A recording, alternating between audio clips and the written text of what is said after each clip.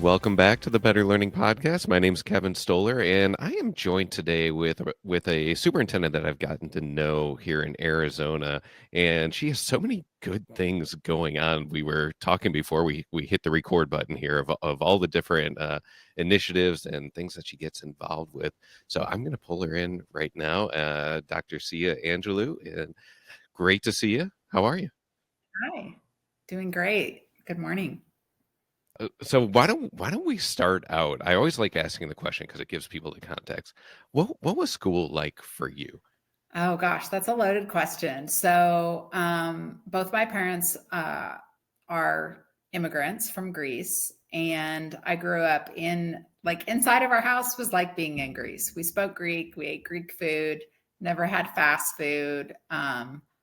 School for me was kind of navigating it on my own because my mom didn't speak English at all. She was not a citizen.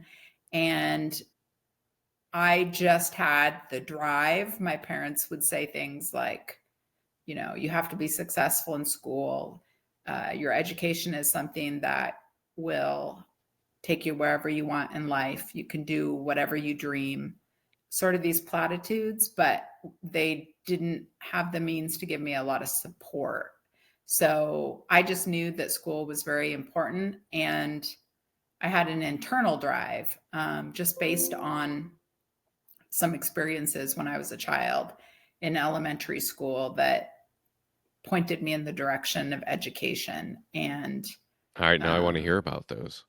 yeah, so my father, both my parents are from small villages outside of Athens, and my father's village specifically was very, very poor. And they had 10 children in the family, which I didn't even know till I was in probably middle school.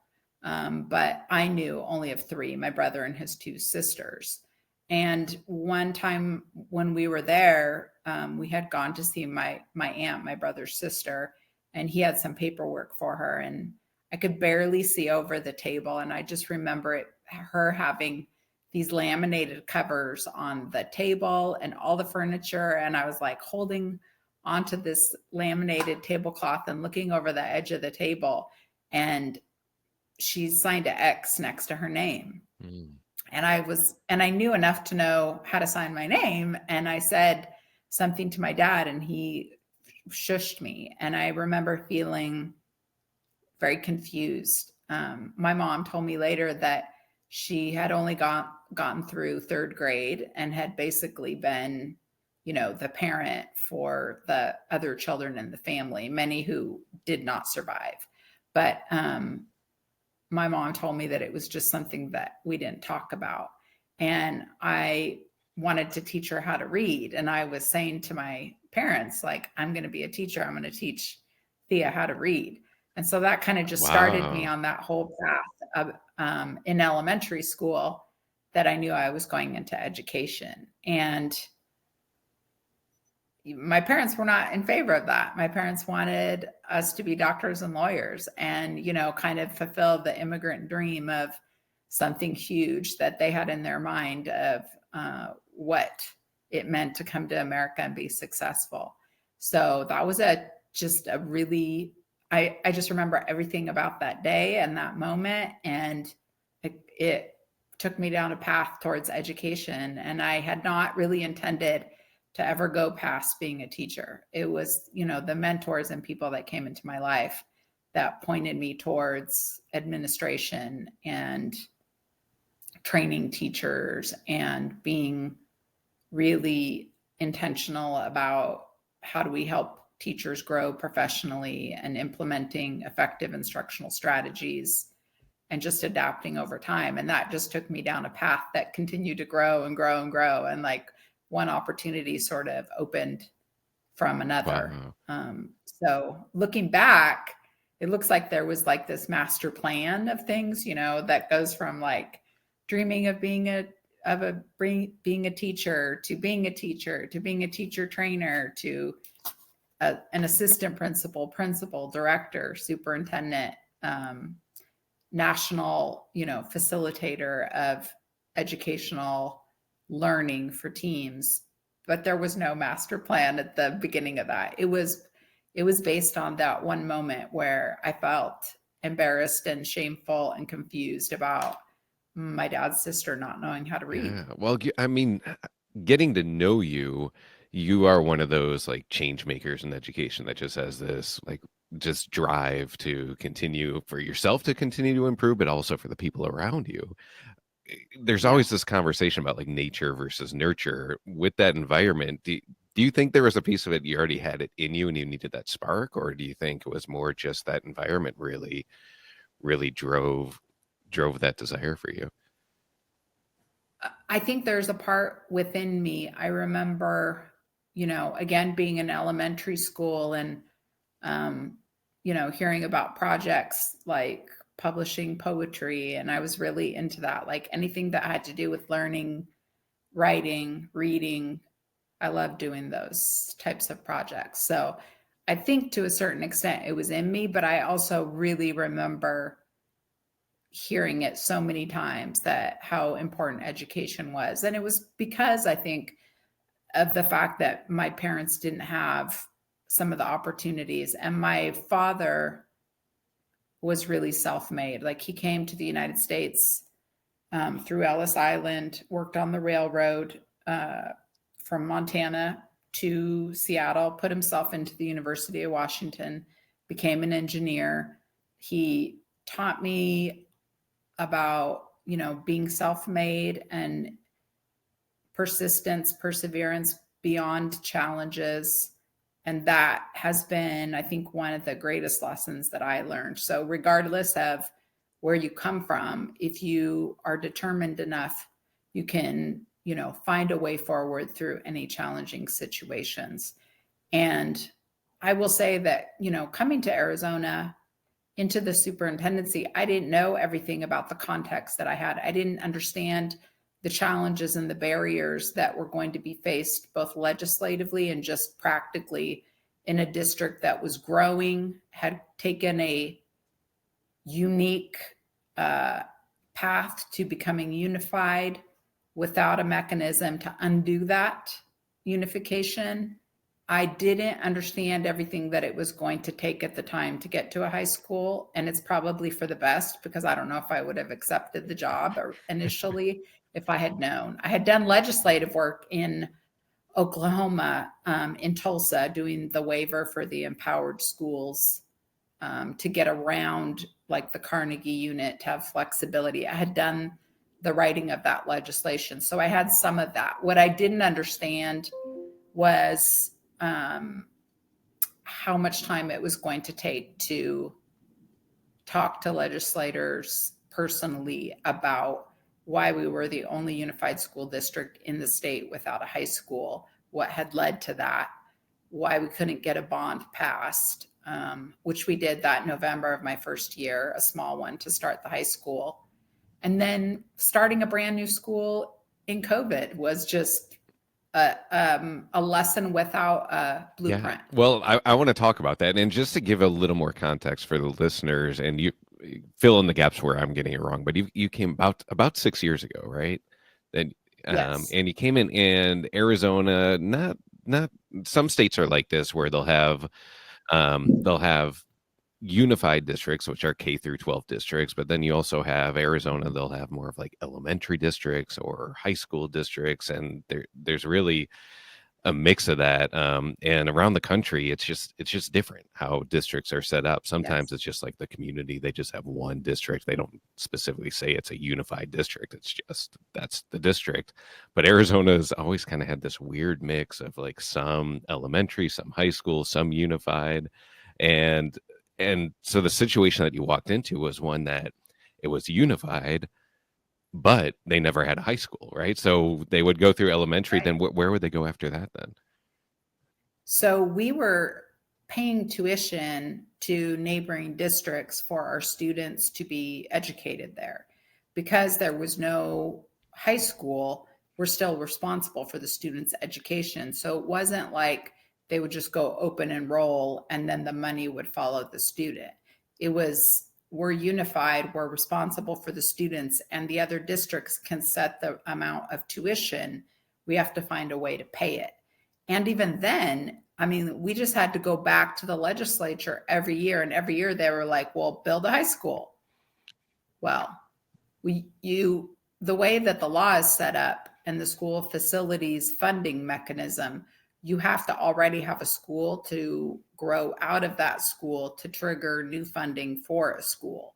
So we were just in this weird catch-22 where we really had to figure out a way to make it happen. And the way that we did that was passing a very small bond, $2.4 million. It had been the first bond in 13 years, and renovating a building and starting the high school with 49 students. And we actually grew during COVID. So we, I spent a lot of time putting together a proposal for the board on what our safety measures would look like so we could safely open. And our enrollment actually grew during that time. So we hit our target of 121 students the second year, which was faster than what we thought, which kind of started the ball rolling. But there were so many other things that happened with COVID.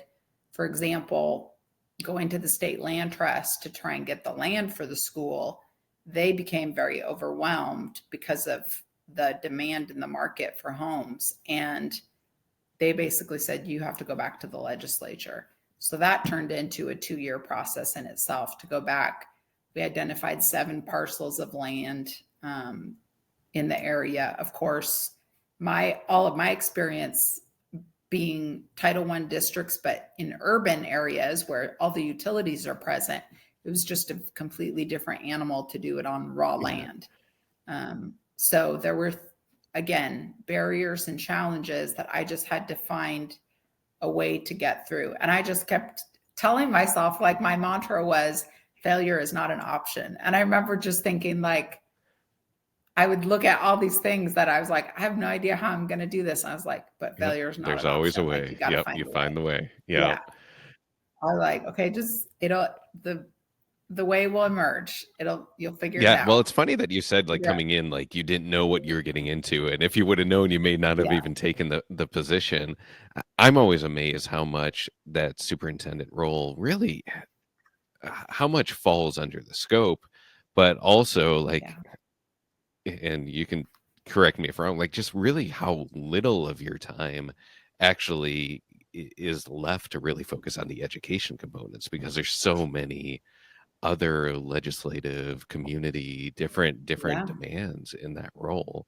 Was that a surprise to you, or did you feel like you kind of knew, or you had seen through your career of once you move into those roles, it's further and further away from more of like the educational side? I wasn't surprised by it, but I was definitely a little bit overwhelmed by that, because the other thing was, I came from Dallas ISD, Oklahoma City, Tulsa Public Schools, the largest districts, to a very small rural district. And I did that because I said to myself, okay, first of all, going into a superintendency, I want it to be successful. So I want to start small and learn, which really, honestly, looking back, is probably the opposite, because you have to do so many things yourself. I didn't have like a new facilities team. I didn't have a, on staff attorney that was doing the lobbying and the legislative things. So there was so much, it was a very steep learning curve. And then you're in a new state with new laws and new people and new mechanisms to learn. So that part was new. I was very familiar with the legislative process in Oklahoma. And so I had to learn all that from the beginning in Arizona. And it was, there were some very important people that helped me along the way. And I know that if I had known everything that I know now, I would have probably thought a little bit longer and harder. And I started to find things out even before I came. So, I just said to myself, you're going to figure it out, as you can do it. So again, the thought in my mind was there's got to be a way. What I knew legally was there was no way to roll it back. And even when I was considering, is there a way to go back to being an elementary school district? Because there was a looming financial cliff that we were going to fall off of if we continued trying to pay out for our students to go to districts that could change the amount of their tuition. It just wasn't a good financial situation for the district to be in. So I knew there was no way to do that. It had gone to a vote in 2006.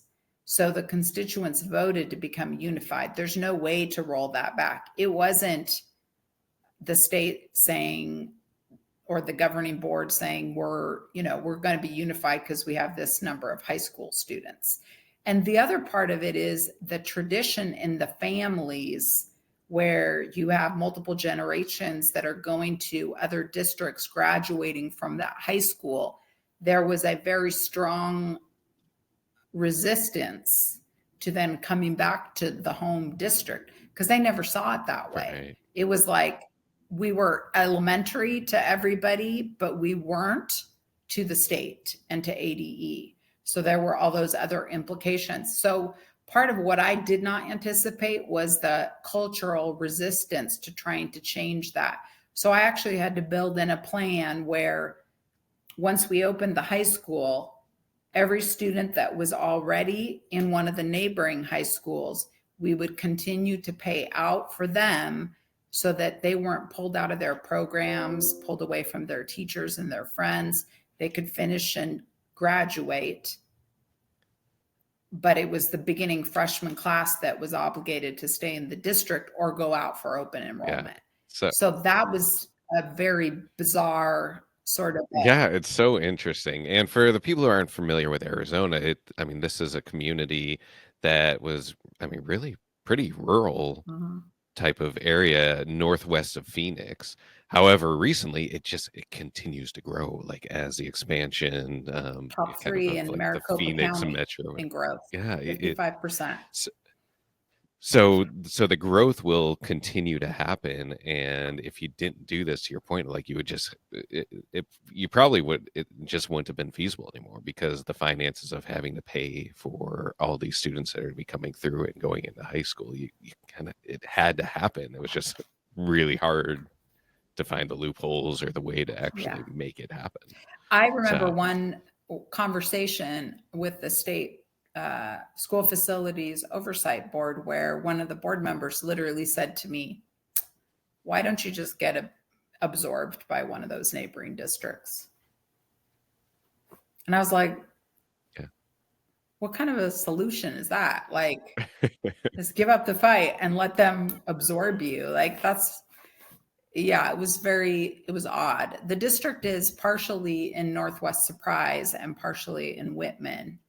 So we have a portion that is more suburban and then a part that is rural. And part of the balance is being innovative, but also honoring the traditions in the community.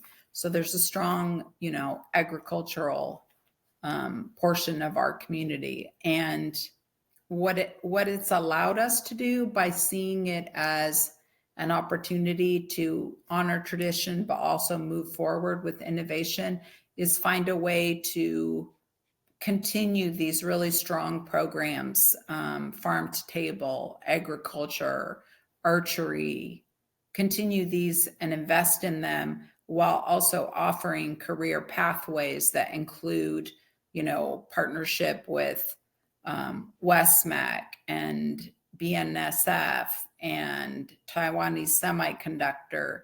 So, one of the things that I brought in my first year was coding programs in the elementary school, because what we want kids to do is not just have one pathway that they choose, but have all the opportunities that they could dream of. So engaging with, the farming program, but also learning how to code and not being put into any sort of pathway where they only have one option, but where they get to take this time to explore what they're interested in, so that if it's college, career, military, entrepreneurship, whatever that might be, they're ready. Yeah.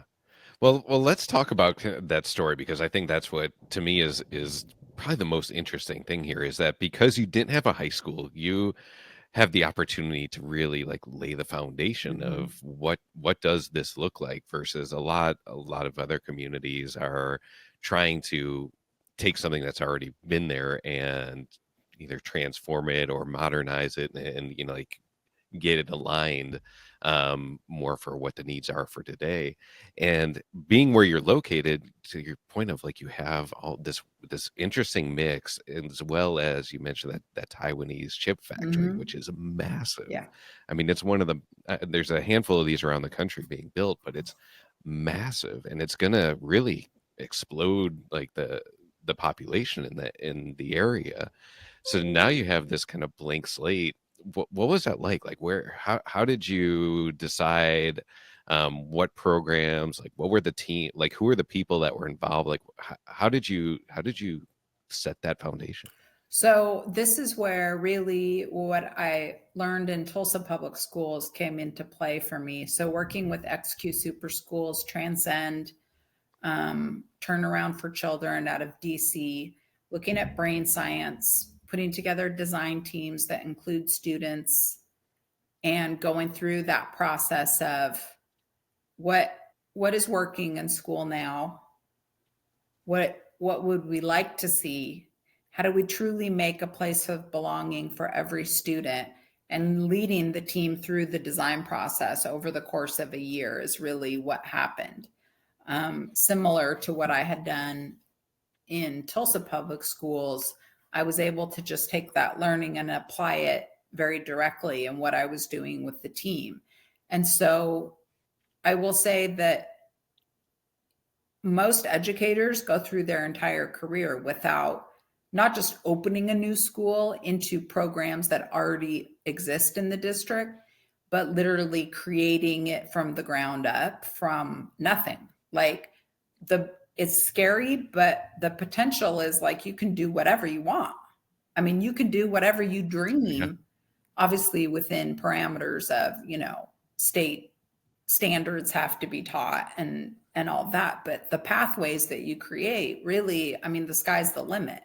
So we went through that process and engaged with students and teachers from everything of the physical design to also like how do we make this a place that of belonging for every student. And so parents told us they wanted a small school. So the capacity of our school is 568. For a high school, very, very small. We're going to outgrow that like in a year. But what they didn't want was these huge high schools. And some of the parents who came to us during COVID from our neighboring districts, they said, I remember them saying things like, my child was on a waiting list to see a counselor for 2 months. We don't want that. So we wanted a place of belonging for every student. We wanted diverse programs so that you didn't have to be a football player or, a cheerleader to feel like you had something that was like a community within your school. We wanted something for all students. So we were very open to what that could look like, skateboarding club, anime club, farming, archery. We were just really open to surveying students and then creating what they wanted based on the interests that they Yeah. had. And that's what I mean, you feel it walking through your school of just like everyone feels like they have ownership of it because they're being part of building that Mhm. culture from the beginning. It's really cool to see what you've done.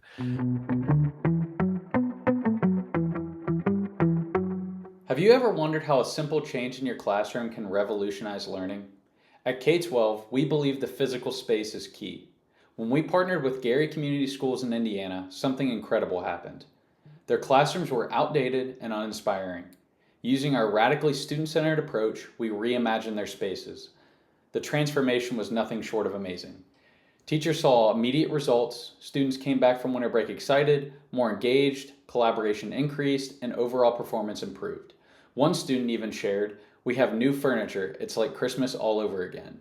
On the first day back, local media came in to cover the story, capturing the joy and excitement of students discovering their new learning environments. See how we can transform your school today. Visit kay-twelve.com to learn more about our innovative approach.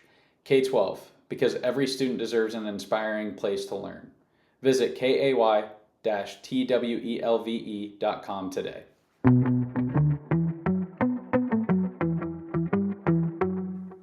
Why don't you talk through some of the other things, initiatives that you get involved with? Because I think that's like those components you were telling me a little bit about the H5, H5, right? yes.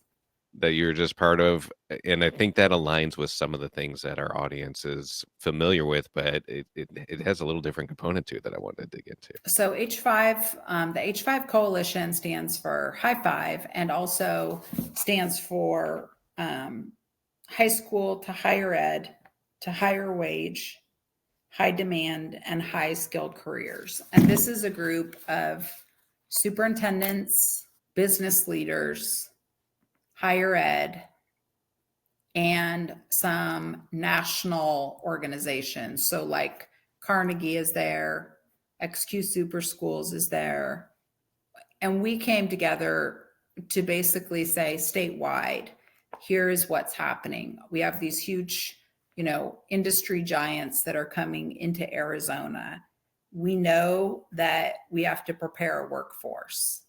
And how are we going to do that? What are the additional pathways that we need? But also, what are the networks that we need to make sure that we're all communicating and students are being prepared for work? And also that students aren't going into college and saying, hey, I think I want to be,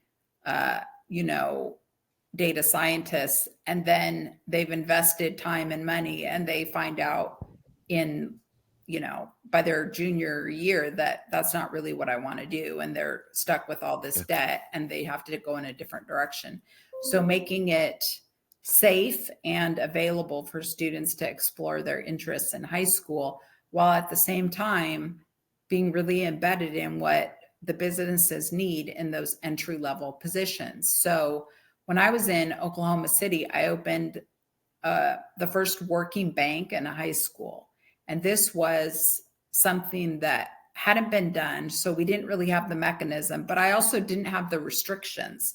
So our district attorney at the time was like, hey, negotiate the contract. The only thing you can't have in there is an ATM, and they have to have their own security system. So we literally did that. Like, I was like, okay, I'm not an attorney, but I'm going to give it my best shot. The teacher was a bank manager. I mean, the students were doing mortgages and car loans. Every student in the school had a bank account. The part that was different was the flexibility for the teacher to be an actual bank manager. So they were learning from experts.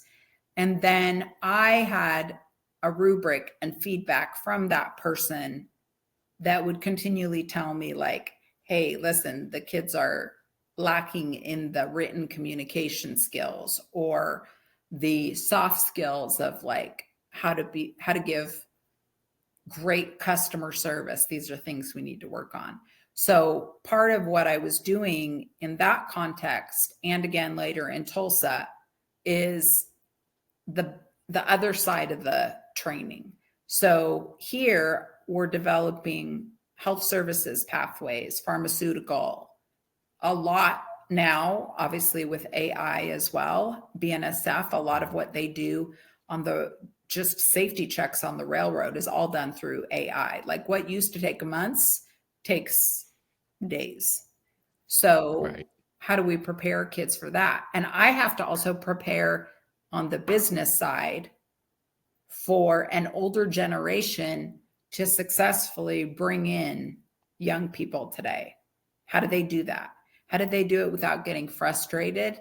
How do they make sure their expectations are very, very clear And they're also understanding how this generation thinks, what they value, what types of businesses they want to work for, because what you hear people saying is, oh, kids today are lazy. Oh, kids today don't want to do this. That's not true. They just have different priorities and values. Right. You feel like every Yeah, generation they says do. that to some degree, right? Yeah. It's just different. Every generation, there's the differences. What with those challenges, what's the one that's like most pressing to you? Like the one that's keeping you up at night that is just like that biggest problem that you're like, oh, if we So could the just biggest solve problem this. that I foresee right now is teaching students how to analyze the validity of information and content that they are constantly getting access to when we as adults don't really understand all of the implications and ethical outcomes of some of the information. So, understanding what is true information, what is misinformation, and then the application in the real world today. I think we are just learning that as we go along. And so we are struggling to teach students how to gauge validity and how to apply information that they're getting. I think we're still asking the wrong It's a hard questions. problem as adults right now. I mean, What do you mean by you that? know, What do you think? the questions of like, what do you mean students don't know how to read cursive? Well, why should students be using a calculator in class? They need to learn how to do this without a calculator. I mean, these are the wrong questions.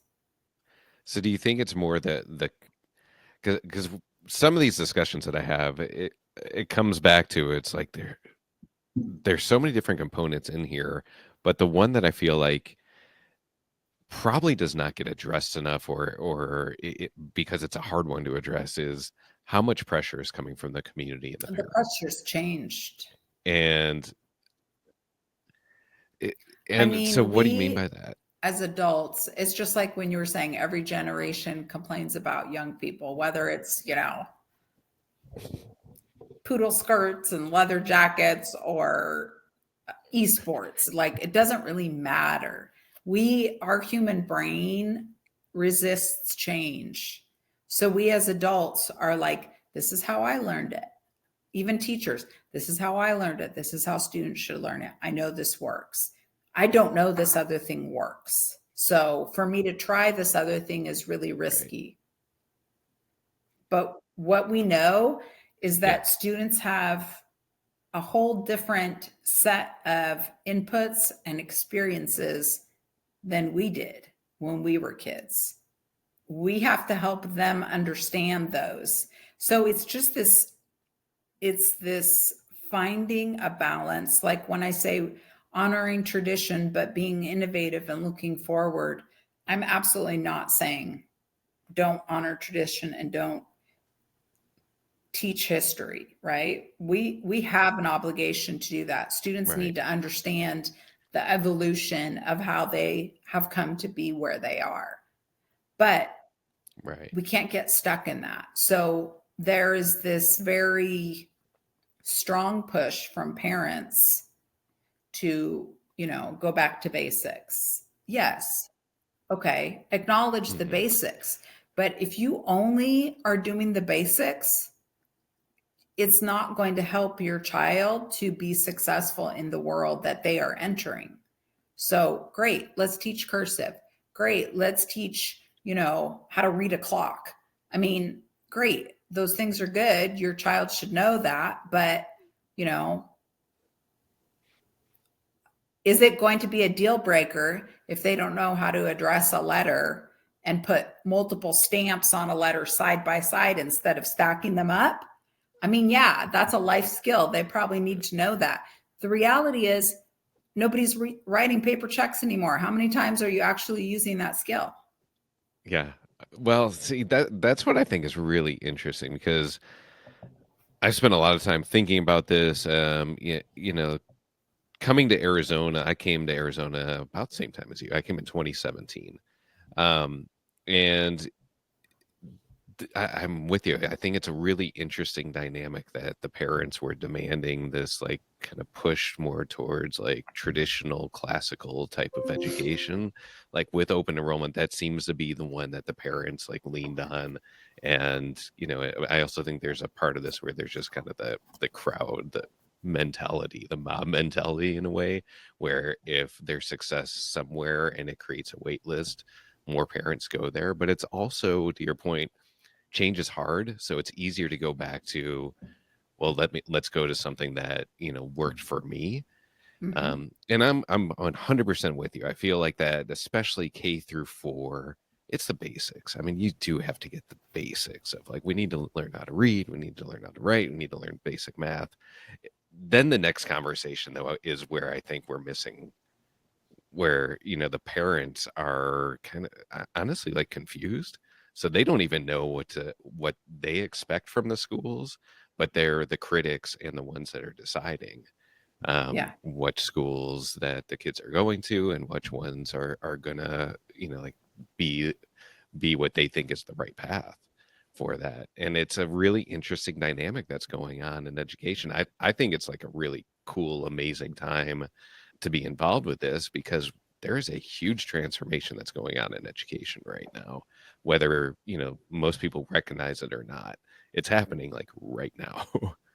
Yeah. um and to your point, it's like you kind of get a chance to lay the foundation of what that next wave is for like for the community. And you have a really cool opportunity in that, yeah, there's some of the history you want to acknowledge, but you also have a whole new wave of people coming in that they're not tied to the history. They don't have that element of the way it was when they grew up in the area too. So you have to kind of cater to both of those, and Right.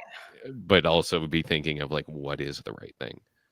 So one of the pathways that I'm looking at developing, I try to see like how can this be used to help us be more efficient and effective in those traditional ways of life. So one of those, for example, drone technology. Well, drone technology can be used for things in agriculture. It can be used for, seeding. It can be used for observing what's happening on a large tract of land without physically having to go out and do it. I mean, there are ways that you can take some of this new technology and apply it in some traditional careers or ways of life that can actually enhance that. So I'm trying to find ways that it becomes, I guess, more appealing, attractive, practical, and efficient, both financially, but also efficient time wise, for people to be utilizing some of the technology in the means that's not going to take away something that is valuable to them, but is actually going to enhance how they do their work. Yeah. How much are the like what are the things that you're seeing the kids kind of gravitate to just naturally? Obviously the adults can try to steer them, point them in certain directions. What Mm-hmm. are the things though that you're seeing like kids be like that are raising their hands and saying, I want to do this, or they're creating clubs, or they're getting involved in aspects? The interesting thing is there's a lot of like going back to some things that students are finding out about now as if they created it, like one example is like crocheting and knitting. You know what I mean? Like they see this somewhere on Instagram and they're like, oh, this is the cool newest thing. Well, it's not new. Like, yeah, you just discovered it, but it's what I'm seeing is a good mix of things that are like AI related and just very almost otherworldly to us. And then there's like an equal artistic, creative, hands-on type of need for students. So I think that part is really cool to see. Like I mentioned before, one of our our strongest programs is our archery program. We have kids going to nationals and world competition, and it's good to see them being able to transition from like a classroom with one-to-one technology to being out on an archery range with their bows and being in the moment and being working as a team, but also being very self-disciplined. So to me, it's the continual focus on both sides of that coin. Yeah. So Yeah. being innovative, looking to the future, using technology responsibly, and also creating the brain to hand development, the creativity that is emotionally fulfilling for students, giving them opportunities for social interaction and giving them opportunities for that individual development as well. When you think about it that like in that way, it's not a lot that it's really changed. It's just the means that they have at their disposal, which is why when I think about what is most critical, it is the whole world that is available to them through technology, being able to understand that there are things that they don't necessarily need exposure to, want exposure to. It's our part, it's our responsibility to keep them safe in that world.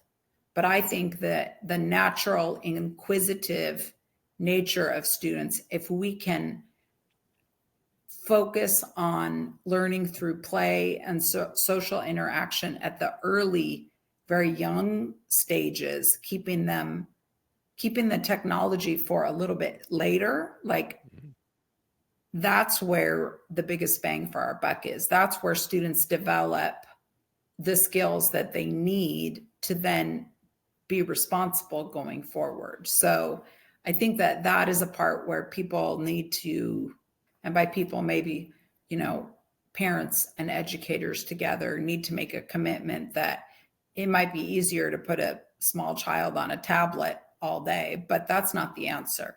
They need to develop the interpersonal skills. They need to develop the social and emotional skills to connect with other humans so that when you integrate technology, it's a positive thing and it's an enhancement that can be utilized ethically, and it's not just a babysitter. Yeah. Yep. Yeah. And it does feel like the movement from the parent side of it is recognizing and having much more discussions about that. There's a lot of books out right now, podcasts that are focused on parents and trying to make sure that, hey, we like what can we learn, like, because a lot happened in technology over the last like 10 years, in particular 10-15 years. And yeah, it may have been really easy to just be like, hey, here's an iPad, but it's educational, this app is educational, to then recognizing, hey, like, no, like these are the things that technology could be really useful in some areas, but they really need to be able to interact just as humans. And that's probably the most value that comes from being at school are those Yeah, human interactions that you have. So absolutely. And I yeah. think, in our case, we grew during COVID because of the fact that we said it's important, especially for some of our student groups, to have that in-person support.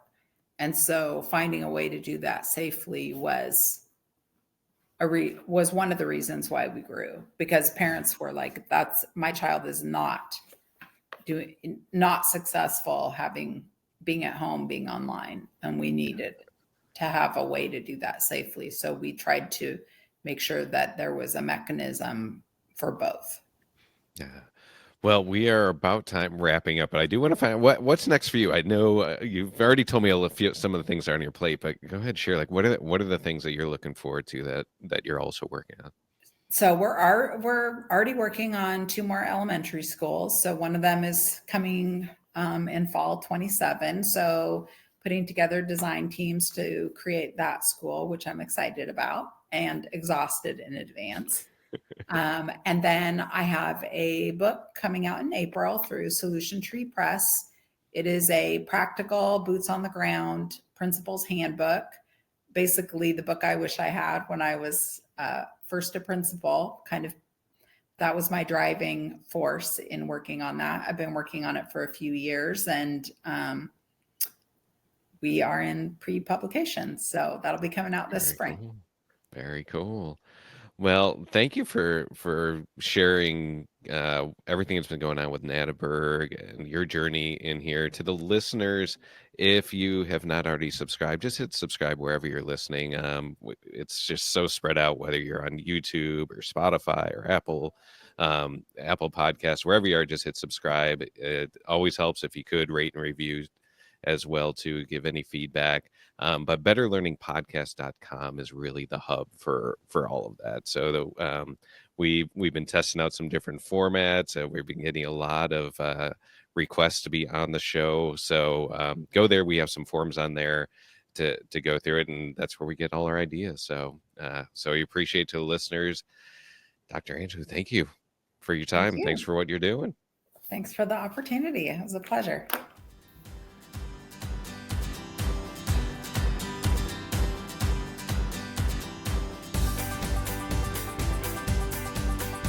The views and opinions expressed on the Better Learning Podcast are those of myself as an individual and my guests, and do not necessarily represent the organizations that we work for, the Association for Learning Environments, K-12, Education Leaders Organization, or Second Class Foundation.